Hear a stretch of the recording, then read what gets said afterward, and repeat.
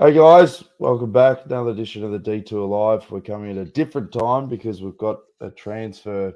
We're heading back to France. It's the last night in Copenhagen, so we're 2 hours earlier for those in particularly in For Australia. the It's big two, not sign four. that you put up, every day, 4 o'clock. Yeah, we always knew there was going to be some detours, Johnny. At least we're consistent with that. But before we start, obviously condolences for everyone involved with the tragic shooting here in Copenhagen. We were originally going to stay with Nikki Strobel, which was 2.5 hours away, and then at the last minute we said, no, we'll stay at the hotel at the airport, and we literally drove past that shopping mall right at the time that it happened. And then when we got here, when we unloaded the cars, I could see like police checking people's bags, like when we were unloading the cars, and they had guns and everything. I thought, geez, the security here is next level. Then we went to the airport, there was more people with guns. I'm thinking, what's going on? I don't remember seeing that Yeah, when I it's left. And terrible story. So, what's the latest? How many people? How many dead? I think there's two that I Yeah, could see online, and there's a few people injured, and it's just tragic. And I was talking to another mate who spent 30 years coming to Denmark, and he said he's never heard of anything like that happening. And no, it was such a amazing experience the first week here at the tour, and the people are just fantastic. And yeah, it's just one of those tragic things that no one ever wants to see it, but yeah. particularly the week that they've had here at the tour, it's just Exactly. shocking. I see So the Tour de France organisation have sent some condolences through to the people of Copenhagen, uh, you know, because they feel so bad after the wonderful, as you yeah, mentioned, the wonderful reception they've had and the wonderful, everyone in Copenhagen, everyone in the neighbouring countries as well came out. So it was just staggering how well it went. And it's just a sobering reminder of the world we live in today, Dan. It's pretty sad stuff, actually. But yeah, and I mean, anyway, like they do so much as well with the race, like, and you forget about it. You forget about these sort of things happening, and every time you go to a big intersection, they've got massive trucks parked so that cars can't literally drive into the course and yeah, things like that. yeah, And then your yeah, brain goes, "Oh, okay, I see why they're doing that." But yeah, we were obviously shocked when we read the yeah, news, and yeah, thoughts go out to everyone involved. yeah. In terms of the bike race, Iffy, it was obviously huge day for Bike Exchange-Jayco with Dylan Groenewegen taking the stage honours, and obviously by the narrowest of margins. But you feel so good for everyone involved with the organisation because they are hard to get to the front stage wins. I They mean, are, and look, you're dead right. And it's almost, it's a beautiful thing that it was Fabio Jakobsen who won the day before, and we all know of that tragic accident in Poland 2 years ago, 2.5 years ago, and then Dylan wins today. So those are the two people involved in that. They still don't talk evidently, which is a real shame. But yeah, and both Dutchmen, and this is big for Dylan. I mean, huge. His father's been there working with helping the team out and working with them, and you've got some vision to show shortly the emotions of it all. When he first crossed the line, he celebrated, and I thought he might be celebrating too early. When yeah, they went back and showed the thing, there was nothing in it. Like he only won it by that absolute millimeter. smallest of margins, a Yeah. couple of mil. But he was finishing quicker, and he was confident. And he and evidently he and Wout have a bit of a standing joke about that because of a race a couple of years ago where Dylan went right in the line. It was just as close as that, but Wout was confident. He said, "How can you know? I don't know." So they joke about it. But gee, Wout van Aert, second 3 times. 3 stages, he's I got know. 3 seconds. That must be irking. Even though he's in yellow, it's definitely irking him. But look, I think we show a bit of the finish. Well, Show a I bit think of I think we'll of show the stuff. pre-start clips first, and then we'll Okay, show the reaction. We'll go in sort of sequential because then order. we can talk about some of the reactions from some of the riders Yeah. afterwards. It's interesting. Yeah. Well, before the start, we had a request from SBS to chat with obviously Ben O'Connor, who was caught up in a crash on stage 2. Aussie GC hope. And then we caught up, obviously, with Caleb. And there's a good presentation with Magnus Cort, who won the Ride of the Day award, who's obviously a bit of a character as well. So here's all the interviews before the start of Stage 3. Ben O'Connor, all of Australia would like to know, how'd you pull up after yesterday's crash, mate? It was okay. Just a nice old bruise, a bit of a corky in the leg, but it's all right. It's could have been worse. Yeah, mate, you're such a positive guy. You've come into this tour. It does feel from the outside, though, a couple of stressful days in the tour so far. Yeah, I mean, the first day was just a bit sad. There was wet and definitely wasn't my best day. Yesterday, actually, I found was all right. It was just super bad luck. The crash, I mean, I was actually kind of behind it, and just the bikes came in front of me and I couldn't get away in time, and then voila, that was it. So today will be pretty stressful, I think. It's not windy enough to split, I think, full echelons, but as in the magic pictures of echelons, but it will still be super stressful nonetheless. And looking ahead, does it sort of feel like the way that the course has been planned, get through Stage 5, the Arenberg, and then things will sort of feel a bit more normal for a Tour de France? I think it feels like you have to race every single day, actually, because you have today, which could be echelons, sprint finish, and then you obviously had yesterday, the stage to Calais, 2 little hills at the end with 10 k's to go, can be windy, cobbles, super long stage afterwards with 2 like very hard hills at the end, hilltop finish, La Planche de Belfi, first mountain stage, and then another uphill finish. It's just like you really have no stage to tours where you do nothing and you sit in the back of the bunch and you have a good day. That's not this year's Tour de France. Well, last thing, mate, on behalf of the Couch Peloton, we want to give you a limited edition badge. Oh, really? Now, this brings you good luck and safety, so it's my bad. I should have given it to you a couple of days ago. That's cute, though. Yeah. Thank you. Yeah, no worries, mate. Australian and French team and the Tour de France. It is custom made for Ben O'Connor. Oh, thank you very much, Couch Peloton. Thank you, man. Good on you, mate. Take it easy. See you later. Caleb Ewan, geez, a bit stiff yesterday, mate, because intermediate sprint, fantastic, and then a bit of bad luck in the final then. Yeah, you know, I think at the start of the stage I thought, all right, I'll keep myself in contention for green and then see what happens. But yeah, I think, to be honest, for me to win green, it was always going to be hard, and I really had to score in all these proper bunch sprints because there's going to be days where Van Aert scores lots of points and I score none. So yeah, it was a bit disappointing, but yeah, we'll see. Still some more chances. Knowing that your top end speed is definitely there, you must have confidence coming into a couple of these flatter stages. Yeah, you know, I feel really good. You know, it was just unfortunate yesterday. You know, I was on the right wheels in the final, but someone ran into my derailleur, and then yeah, my gears were a bit stuffed up after that, and then yeah, I couldn't sprint in the end. So it was always disappointing when you get to the sprint, but then you can't contest it. So. Yeah. And how's the vibe in the team? Like when you do your debriefs with the sprints, is it an environment where everyone can be open and honest, and then you rinse it and start again? Yeah, for sure. You know, that's one thing I ask for. You know, that everyone's honest, and if there's a problem, we can always be direct about it. And then once we step off the bus, then it's all cleared up. But you know, the guys did a really good job yesterday. They got me into the position where I need to be. So I can't really fault them. In the end, to be honest, it was the mechanical that stuffed us up really. Oh, well, good luck today, mate. Cheers. George Bennett, stage 2. Was it a stressful day for the GC teams? It was a very stressful day. Every day's a stressful day, but yesterday was particularly stressful.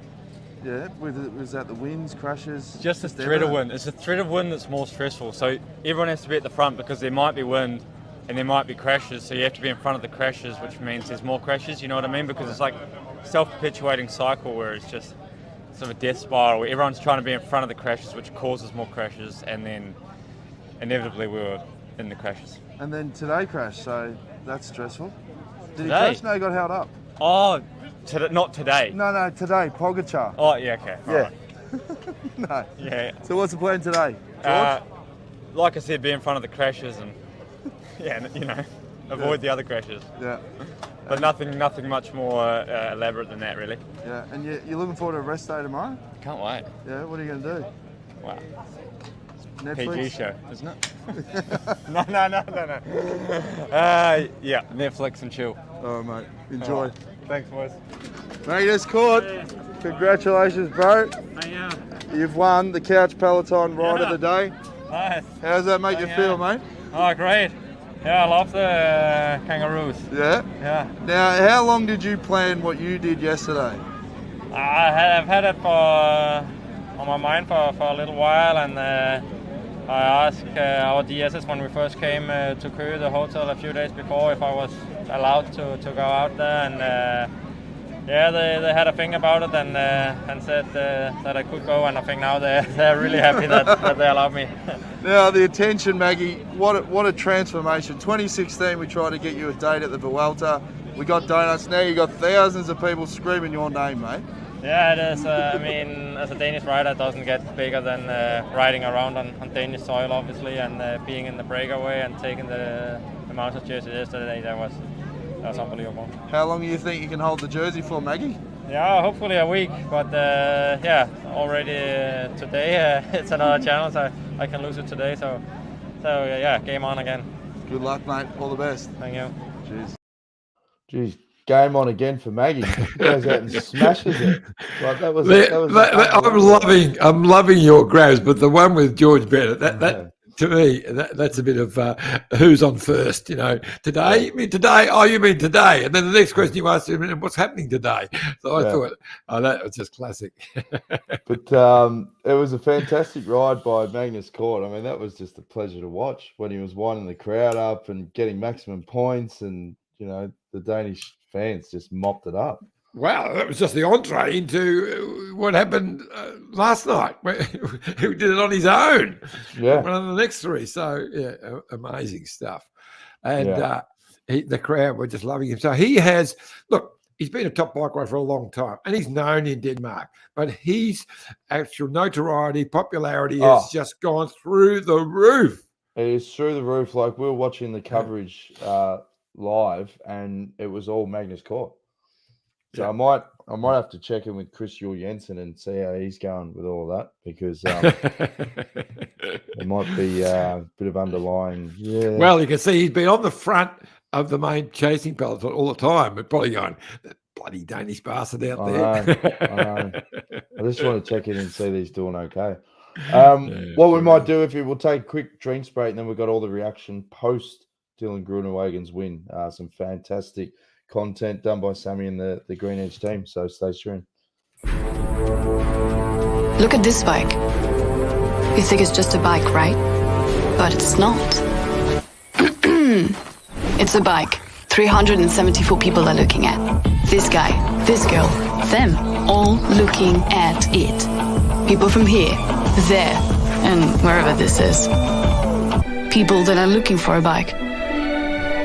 Or just a piece of it. Amateurs, semi-amateurs, and pro-amateurs. This guy wants this bike, but with this crank and these bars. This could be the perfect match, but not this one. This girl has a bike to sell, and thousands of people might purchase it. Eyes on Bikes help grow small businesses. His, hers, yours, and the latest data and insights help those businesses keep moving. We are the world's #1 bike marketplace, with over 500,000 products and 900 brands, where buyers and sellers are brought together in a place where a bike is never just a bike. Bike Exchange, where the world buys, sells, learns, and rides.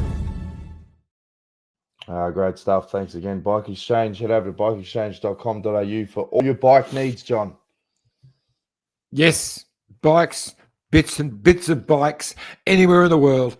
Get to Bike Exchange. They're the world leaders. We've got a couple of live comments. Jason Cruz from the Maldives. He says, what a win. It was so close and thought he could have celebrated a little early. However, so happy for him, and you could see the emotion. And then we know how much it meant to him. Prasad said, hi, don't think today Pogacar is taking unnecessary risks not having his team working for him. He's always isolated and sitting behind Jumbo Train or UAE team. Do they have any strategy behind this, do you think, Iffy? Well, I think it changed yesterday because, the stuff, if you watch last night's stage, the UAE team were around here a lot more often. When it looked like coming to some areas where they were at the wind, suddenly there was the UAE team all in line with today, tomorrow and yesterday, today, right on the wheel. I think that because I definitely noticed that in stage 2. he was sitting there unprotected, and then he fell off, and there was no one with him.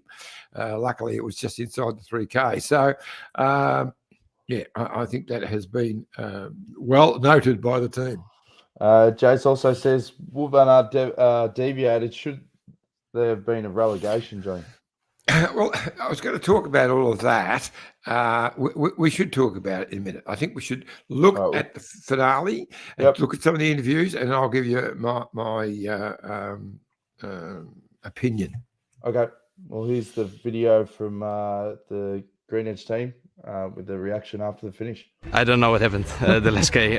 We are on a long time boxed in, but Amund passed me full gas. He stays in my wheel, and I followed him to the last corner, and I was in position, and then I feel my legs, but I gave all what I had into the finish line.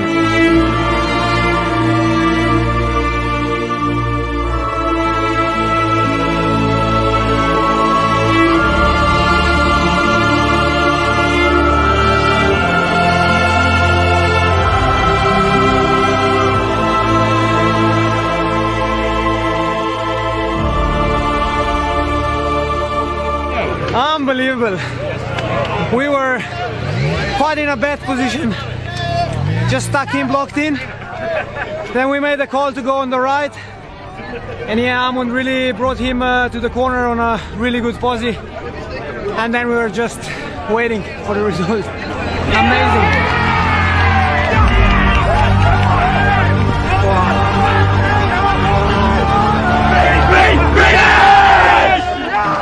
Fantastic. That's exactly what it was. Icing on the cake. What a win.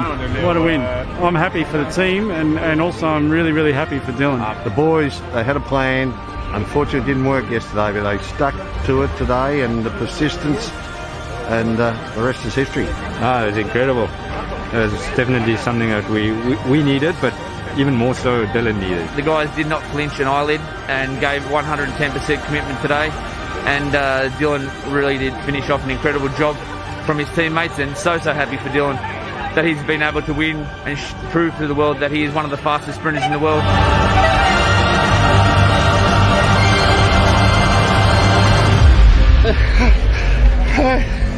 Kan je? Top. Klas man. Toppie. Fantastic reaction there, Iffy. Yeah, that just shows the emotion. It just shows just what it means to win a stage in the Tour de France. This has been a build-up. They put a lot of eggs in that basket. Well, they didn't flinch an eyelid. I love Whitey. He loves to change our little sayings. Either it was flinch a muscle or blink an eyelid. But anyway, look, sensational and a beautiful story. I got to tell you, I reckon less than 5 minutes after the finish, Jerry was on the phone. He rang me, and he was absolutely cock-a-hoop. He was so excited. You can just see just how much this team means to him, and how much all of the guys in it. They're like a family to him. And then I had another phone call from him 8:30 this morning. So he obviously just finished the celebration, and he was even more animated. It's funny how that works. But yeah, I mean, the thing with the Green Edge team is, the 2013 was a fantastic Tour de France. They had the yellow jersey, to won the team time trial, one with Gero. And then there was all this bad luck that happened in the race. There was crashes, and they just couldn't win a stage. And then they had, was it 2018 or when they won all those other stages at the Tour? I think they won 3 in that year. And then there's been another pause for whatever reasons, where you get close, you don't win a stage. And as we said, Tour de France stage wins are really, really difficult to win. And there's only 21 stages up for grabs, and every team's got the same objective. So I think as soon as they made the signing with Dylan, it was like, okay, they have a genuine, pure sprinter that can match it with the world's best. And you can feel, talking to the group, I think we mentioned to Whitey the other day, that when you've got someone like Dylan who is confident and has the ability, and on his day can match it, it feeds throughout the whole group. And as we always say as well, if you win a stage early in the Tour de France, perfect. Because then the monkey's off the back, team's up and about, And like you saw with Cab last year, you know, once it rains, it pours. Yeah. So this could be the start. I saw a very interesting little grab with. I think it was from the GCN crew, just having a bit of a wrap up. And Robin McEwen was talking about how he's been involved in Dylan's preparation, especially on the mental side of coming back to the top end in the biggest races. Because as he said, we know how quick he is, but he was doubting himself. He was so worried about even the slightest deviation that he was making it hard for himself. He had to get back to that correct mentality, and it was a sensational finale. Now's the time, I guess, we can talk about the other, because you saw as they crossed the line, Sagan was pointing the finger. At first, everyone thought he was pointing at Dylan, but it was at Wout Van Aert, because he sort of deviated slightly over to the right, as one of our regular listeners or watchers just pointed out. It's a very gradual move. What saved Wout Van Aert from being penalised and rubbed out is it was very gradual. There was no sudden movement. Caleb was actually complaining about Wout and Sagan, but I can't see what he could cook on Sagan, except that he was following Sagan over. Sagan was just trying to get through that gap, and I love the way he just fended Wout Van Aert off twice in that last 20 metres, just so he didn't hit the barricade. He kept trying to keep that gap, which he did, but he couldn't get through. But no, I wouldn't have. If I'd been the referee on that, I maybe would have said, you moved over a bit. I maybe pulled him at a quick word to him, but I wouldn't have disqualified him for that. And then, is that Jerry? Put him on live. It's Sammy Edmund. I want to scoop. Our journo, mate.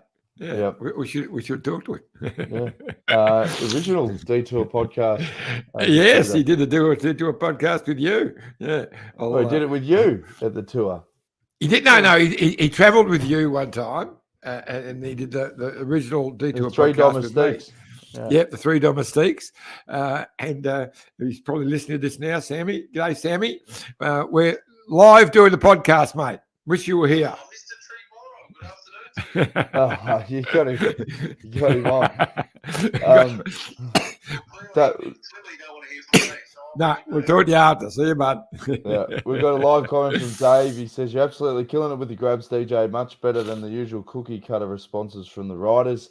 Yeah, they've been great. We're just having fun. Philip says, great show as always. Seeing the crowds in Denmark makes me excited for the Wollongong in September. Well, it's true. It's going to be absolutely crazy. Yeah, it will be. It will be crazy, and the crowds have just been sensational. I felt for Caleb. He made a good sprint, but this is going to be his challenge because of the way he now does it. He doesn't. He gets his team to deliver him to the wheels that he wants to be at in the last kilometre, but which always means you're having to come through, following them through. But it wasn't just him. Fabio couldn't get through either. But that's sprinting as well. Like it's always going to be. Yeah, look, Caleb's got the speed. If he could have got out, it would have been really close. He was right there with Dylan. He would have been. It would have been close. It must be hard because obviously I've never been a bike rider, but when you're in the washing machine, if you're for that final sprint, you've got to make a call. Ideally, sprinting up the middle as opposed to as soon as you go to the far right or the far left, and it's just you and the barricades. Is that always just sort of the last option in the kit bag that you want to take, or is it all depending on wind, depending on the situation?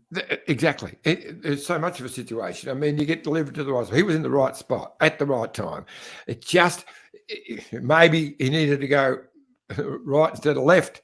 But he's on the right wheels. He was right in the right spot. Dylan hadn't even gone yet. He had to fend his way through as well. He didn't look like he was going to get there. I mean, that was a very, very good last 20 metres from Dylan Groenewegen. And his throw was brilliant. And it's going to be fantastic to watch these guys. Interesting stage coming up. We'll dissect that stage more in tomorrow's show. But there's a lot of small climbs, but most of those sprinters can get over those small climbs, but it'd be very aggressive. I just can't see it being a bunch finish. I think it'll be, more a Van Aert or a Van der Poel type day and a Michael Matthews type day. So yeah, it'll be a great stage. All the same. I was just thinking then what would have been funny is because they had to do the chartered flight after the stage 3. It would have been funny if Whitey was sitting next to, say, the Trek sports director after what happened at the Dolphino, or if they were at the same hotel as the Trek team. Interesting. Yeah. So I'm still a little disappointed with yesterday's stage, as in, no, they just Maggie jumps up the road and then everyone goes, okay, just let it go. 5 minutes. No.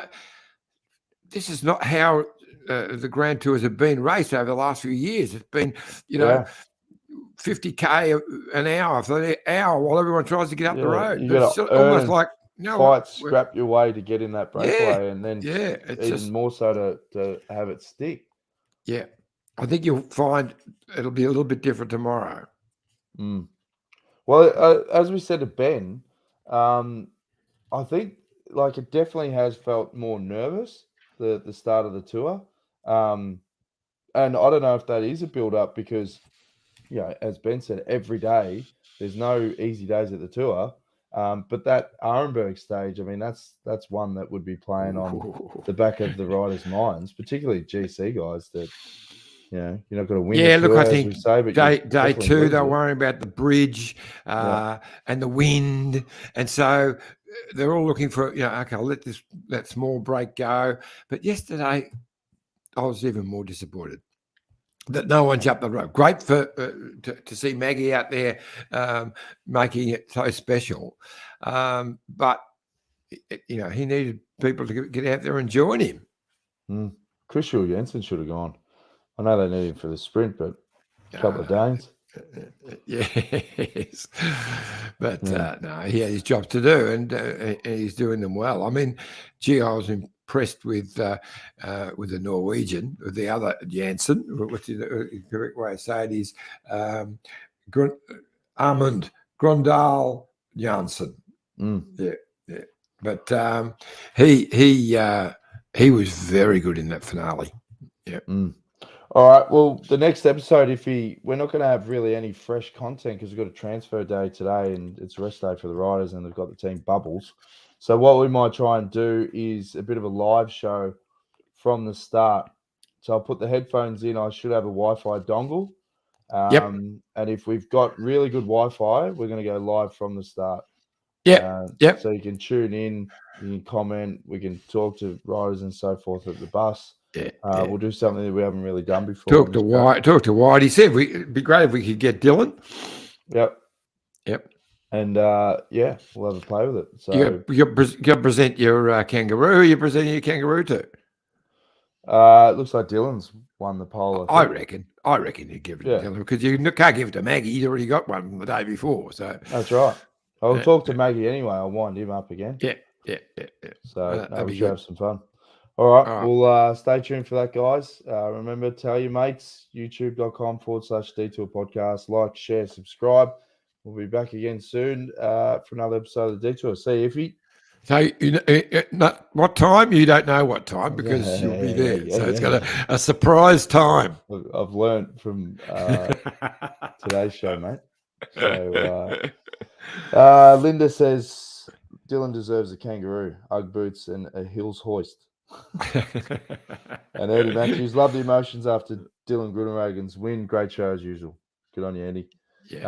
And Jason Cruz, who always contact us from the Maldives.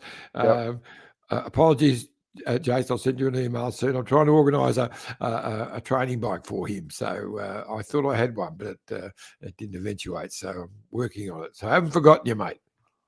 All right. I love how you air your admin live on the show. All right. See you guys. Thanks for tuning in. We'll be back again soon. Stay tuned to our socials. Cheers. This is the winning ride